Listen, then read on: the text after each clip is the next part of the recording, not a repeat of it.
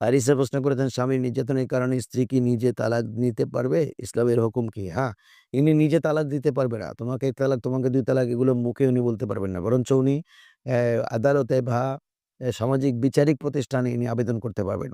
যেমন ওনাকে যদি নির্যাতন করে তালাকও দেয় না। অনেক স্বামী এরকম আছে। ছেড়ে দিতে বললাম যে, "তুমি আমাকে ছেড়ে দাও।" ছেড়েও দেয় না।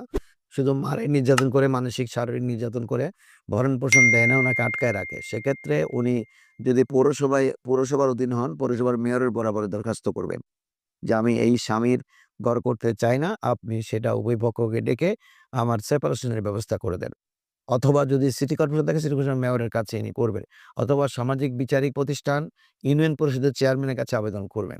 এগুলো যদি ব্যর্থ হয়, তাহলে ইনি ডাইরেক্ট আদালতে মামলা করবে। আদালত তখন উভয় পক্ষকে ডেকে যাচাই-বাছাই করবে, আসলে কি নির্যাতন করে, না মহিলাটা মিথ্যে ফাও কথা বলে পালাতে চায়, অন্য কোনো পরকীয়া করে পালিয়ে যেতে চায়। এটা বিচারিক আদালত ভালো করে স্টাডি করে দেখবে। অনেক মহিলা আছে বদমাইশ, সে পরকীয়া করে চলে যেতে চায় আর বলে যে, "তুমি আমারে তালাক দিয়ে দাও। আমি তোমার সাথে সংসার করব না। তুমি আমারে মারো।" আসলে মারে না। উল্টা স্ত্রী স্বামীকে মারে। এইজন্য আদালতে উনি ইয়ে করবেন, অ্যাম আবেদন করবেন।